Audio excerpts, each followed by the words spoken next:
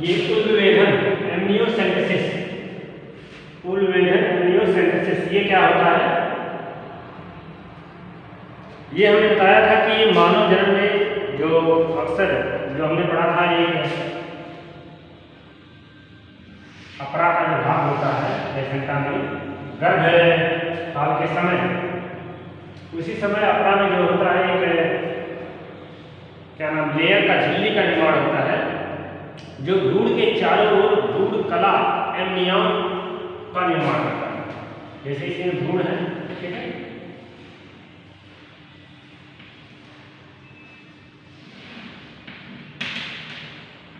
इसमें हमारी भ्रूण, ठीक है, भ्रूण के चारों ओर क्या होता है कि एमनियॉन कला पाई जाती है, एमनियॉन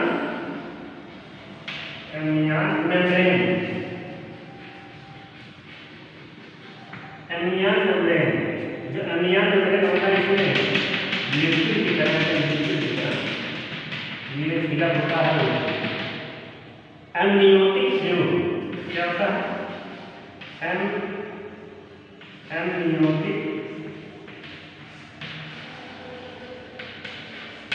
फ्लूइड, एमनियॉन मेम्ब्रेन जो है इसमें क्या होता है एमनियोटिक फ्लूइड होता है। एमनियोटिक फ्लूइड जो होता है ना, तरल अवस्था में होता है, इसी में मुख्य रूप से गुणसूत्र जो होते हैं एमनियोटिक फ्लूइड में, इस कोशिकाओं के जो क्रोमोसोम्स होते हैं, गुणसूत्र क्रोमोसोम,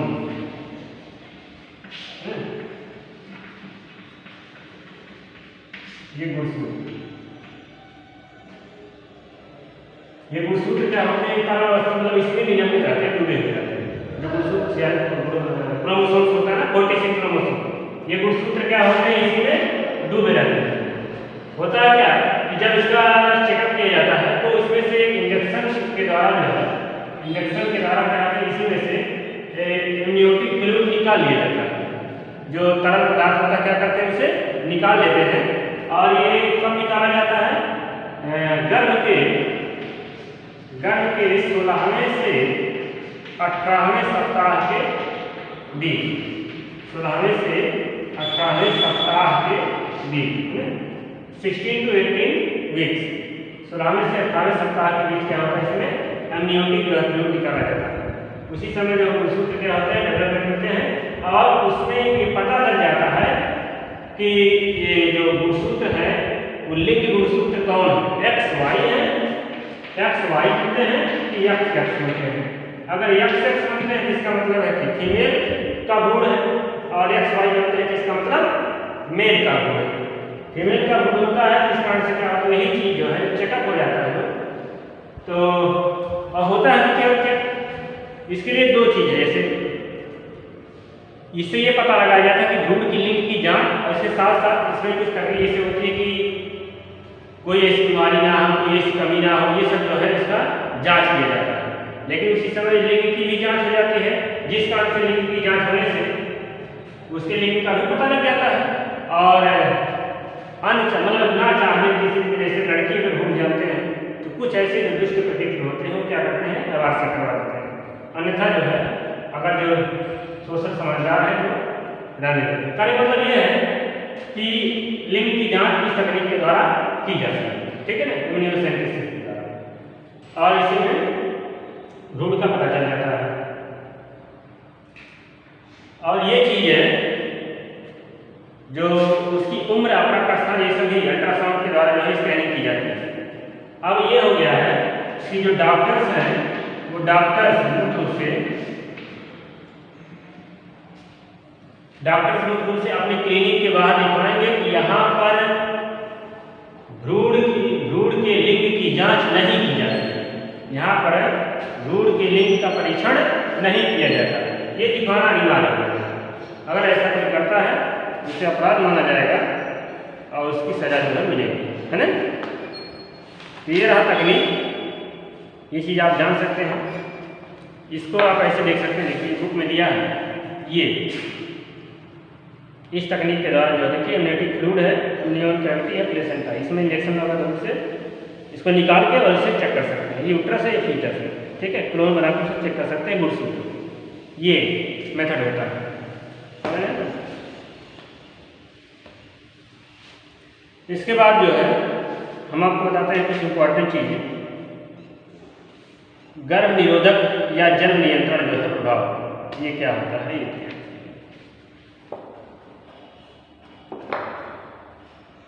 देखिएगा, गर्भ निरोधक एवं जन्म नियंत्रण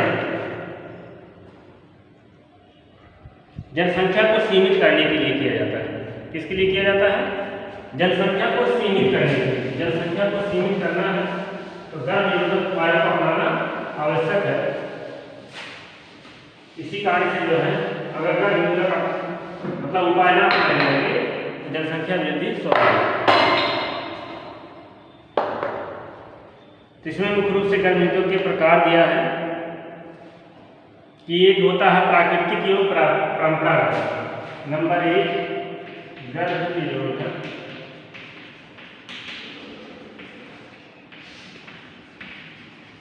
प्रकार। पहला है प्राकृतिक, नेचुरल, प्राकृतिक एवं परंपरागत। प्राकृतिक चाहे प्राकृतिक हो चाहे परंपरागत, प्राकृतिक मान लीजिए, प्राकृतिक है ना, नेचुरल। इसमें क्या है कि इसमें युग्मकों को मिलने की संभावना से बचने के सिद्धांत पर यह किया जाता है। प्राकृतिक मतलब ये है, जैसे देखिए क्या है कि गर्भ ना आ पाए, भ्रूण का निर्माण ना हो पाए, इसके लिए क्या करना है? मेन चीज ये होता है कि जो नर युग्मक होते हैं शुक्राणु और जो मादा युग्मक होते हैं यानी अंडाणु, ठीक है, शुक्राणु अंडाणु, इन दोनों का मतलब एक साथ मिल ना सके, फर्टिलाइजेशन ना हो, निषेचन ना हो। शुक्राणु अगर है तो अंडाणु ना रहे, अगर अंडाणु वहां पर उपस्थित है तो शुक्राणु रहे।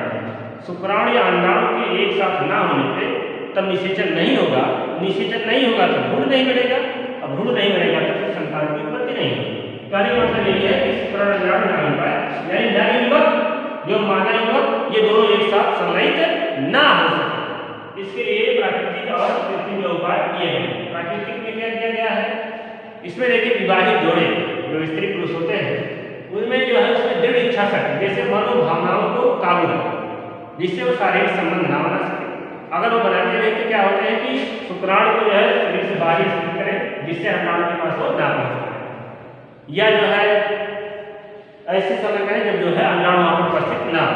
अक्सर जो है बताए थे कि 13वें से 18वें दिन के बीच में जो है ना, 11वें से 18वें दिन के बीच में अक्सर शुक्राणु माना जाता है। 16वें 15वें 16वें 14वें 15वें और 16वें दिन ये शुक्राणु में विशेषकर अंडाणु जो है विशेषकर उपस्थित रहते हैं। इस कारण से सवाल की जैसे ना हो तो ये नहीं हो सकती। इसके बाद और भी चीज है कि जैसे गर्भ को रोकने की इच्छा शक्ति, दृढ़ निश्चय आज पर निर्भर करता है ना, ये माइंड सोच के ऊपर निर्भर करता है। इसलिए सोच जो है ये अलग भावना पैदा करनी चाहिए। इसके बाद देखिए इसमें ये है कि आवधिक समय अक्सर दिया 10वें से 17वें दिन से बता रहा है कि 10वें से 17वें दिन के बीच जो है अगर संभोग ना किया जाए तो निषेचन की क्रिया ना हो सकेगी जिससे भ्रूण नहीं बनेगा, है ना।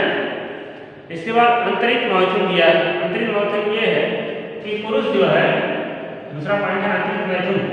पुरुष जो है वो सेक्स क्रिया में क्या होता है कि शुक्राणु मतलब वीर्य योनि में ना जा सके, जिस कारण से क्या करे उस वीर्य को शरीर के बाहर ही अस्खलित कर दे, जिस कारण से वो क्रिया आंतरिक संयम जो कहलाती है। लेकिन ये काफी मुश्किल हो जाता है। इस कारण से जो है ये कभी कभी जो है ये गर्भ निरोधक के उचित उपाय नहीं माने जाते हैं। कभी कभी ये जो होते हैं यौन में ही स्थित हो सकते हैं। इस कारण से जो है ये अलग है। इसके बाद जो है रासायनिक विधि, दूसरा क्या है रासायनिक विधि। रासायनिक विधियां, रासायनिक विधियां, इसमें क्या होता है कई रासायनिक विधियां हैं। जैसे शुक्राणु को नाशक करने वाली चीज जो है गर्भ निरोधक गोलियां होती है ना। गर्भ निरोधक गोलियां खाने से, इसमें बहुत सारी गोलियां जैसे लखनऊ में बनी हुई सहेली, ये सहेली गोली है, ठीक है। ये सप्ताह में केवल एक बार खाना पड़ता है। ओरल जो है एक गोली है, पिल्स है, ये क्या करते हैं, जो एस्ट्रोजन और प्रोजेस्टेरॉन हार्मोन्स होते हैं उनको रोक देते हैं। इस कारण से अंडों का उत्पादन नहीं हो पाता है और निषेचन नहीं हो पाता है। ठीक है। इसके बाद जो है अवरोध करने वाला पुरुष की एक होता है, अक्सर निरोध का होता है, निरोध जिसे हम कहते हैं इसमें कांडोम। ठीक है। ये जनन क्रिया के समय क्या होता है, सेक्स क्रिया के समय पुरुष लिंग में जो है कंडोम का इस्तेमाल करने इस कारण से वो वीर्य का जो है स्खलन नहीं हो सकता है यूट्रस में, है ना। इस कारण से जो है ये विधि अपनाई जाती है और ये काफी जो है सक्सेस विधि है और इसका बहुत ही प्रचलित उपयोग होता रहता है और इसके लाभ है कोई रोग ही नहीं उत्पन्न करता है। यहाँ तक जैसे एड्स है, HIV है या जो लैंगिक संबंध रोग होते हैं इससे नहीं होता, जनन संबंधी रोग ही नहीं होते। ठीक है।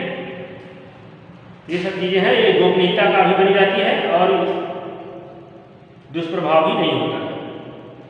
इसके बाद और युक्ति यह है शल्य क्रिया।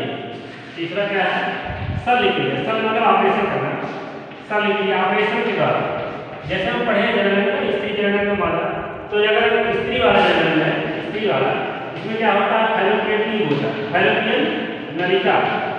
फैलोपियन नलिका क्या करते हैं, इसी फैलोपियन नलिका को काट के बांध देते हैं, जिससे अंडाणु क्या होते हैं फैलोपियन नलिका में नहीं चले आ पाते और वहां पर गर्भाधान की संभावना नहीं हो पाती, निषेचन नहीं हो पाता। अब पुरुष में क्या होते हैं, जो क्या कहते हैं शुक्राणु नलिका होती है, अधिवृषण जो होते हैं पूरी क्या होते हैं कि इसको जो है काट के बांध देते हैं, जो पुरुष की नली होती है इसे जो है काट देते हैं और यहीं पर क्या करते हैं, मोड़ के यहीं पर बांध देते हैं, है ना, जिससे इसमें से शुक्राणु निकल के टेस्टिस से यहाँ अंदर नहीं आ पाते। इस कारण से जो है क्रिया शल्य क्रिया कहलाती है। इसे कहते हैं ट्यूबेक्टॉमी एवं वैसेक्टॉमी। ट्यूबेक्टॉमी वैसेक्टॉमी माने नसबंदी और नलबंदी। नसबंदी जो है पुरुषों में होता है और नलबंदी जो होता है स्त्रियों में होता है। समझ पाएंगे।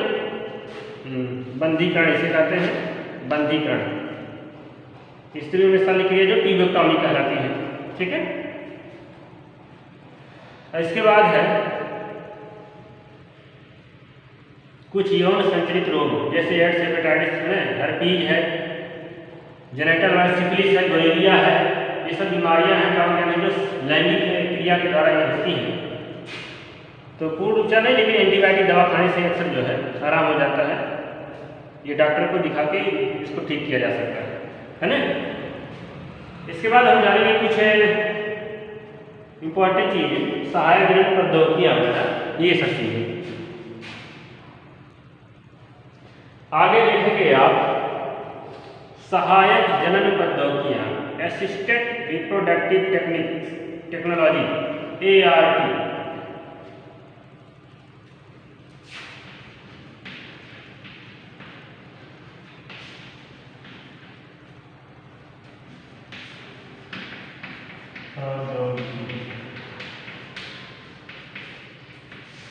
सहायक जनन प्रौद्योगिकी, ये चीज जानेंगे। इसमें क्या होता है कि जो बंधता होती है, इनफर्टिलिटी, बंधता मतलब ऐसी स्त्री जो संतान को उत्पन्न ना कर सके। ठीक है। इस स्थिति में क्या करना चाहिए, तो बहुत सारी चीजें हैं कि जो जैसे अक्सर इस पुरुष एवं स्त्री दोनों स्वस्थ युग्मक बनाने पर नारी मादा का संभोग करने में सक्षम होने चाहिए। ये सब होता होता लेकिन ना हो पाए तो क्या करना चाहिए, बनता संतान पैदा ना करने के इसमें बनता हो। इसमें एक तकनीक है कृत्रिम वीर्य सेचन, कृत्रिम वीर्य सेचन और इलेक्ट्रोसेचन, पात्रे निषेचन, पात्रे निषेचन, पात्र निषेचन इसे कहते हैं इन विट्रो। इन विट्रो मतलब होता है परखनली शिशु जिसे कहा जाता है ना, टेस्ट ट्यूब बेबी। क्या होता है इसमें जो शुक्राणु और अंडाणु को लेके, युग्मक को लेके एक परखनली में फर्टिलाइजेशन करा देते हैं, निषेचन। निषेचन तो परखनली में होता है, लेकिन क्या करते हैं उस निषेचन होने के बाद उस गुड़ को ले जाके मादा की यूट्रस में डाल देते हैं, जिस कारण से क्या होता है कि वहाँ पर उसका चाइल्ड का गुड़ का विकास होता है और एक नए शिशु का निर्माण होता है, जिससे क्या होता है वो टेस्ट ट्यूब बेबी कहलाता है ना। लेकिन टेस्ट ट्यूब में विकसित नहीं होता है, निषेचन सिर्फ होता है। लेकिन उसे फिर भी नाम दिया गया टेस्टिट्यूट बेबी, है ना, पात्र निषेचन कारककारी शिशु। ये चीज जो है 32 कोष की भ्रूण जो होता है 8 कोष की अवस्था से 32 कोष की भ्रूण गर्भावस्था में ये ट्रांसफर किया जाता है। कब जब 8 कोशिका से 32 कोशिका के रूप में होता है तब उसे जो है यूट्रस में ट्रांसफर कर दिया जाता है ना। तो यह तकनीक जो है IVF कहलाती है, in vitro fertilisation, in vitro fertilisation, in vitro fertilisation, पात्र निषेचन, है ना, IVF ये तकनीक है। इसमें क्या करते हैं, उन दंपतियों में प्रयोग की जाती है जो स्त्री में गर्भ नहीं धारता, है ना, गर्भ नहीं धारता है, पुरुष के वीर्य में शुक्राणु की संख्या कम पाई जाती है। इसे टेस्टिट्यूट बेबी के नाम से जाना जाता है। ठीक, इसे IUT ट्रांसफर भी कहते हैं, इंट्रा यूटेराइन ट्रांसफर। ठीक है, तो 8 कोष की भ्रूण को फैलोपियन नलिका में स्थानांतरित किया जाता है, तब इसे जाइगोट यानी इंट्रा फैलोपियन ट्रांसफर कहते हैं, ZIFT। 8 कोशिका से जब इसे इसमें ट्रांसफर करते हैं फैलोपियन ट्यूब, फैलोपियन नलिका में, फैलोपियन नलिका में ट्रांसफर करने के बाद इसे क्या हो जाता है, भ्रूण धीरे धीरे उसे आगे बढ़ना शुरू कर देता है। 8 कोशिका फैलोपियन नलिका में ट्रांसफर कर देते हैं इसे 8 कोशिका भ्रूण, है ना। इसे कहते हैं किस तरह ZIFT,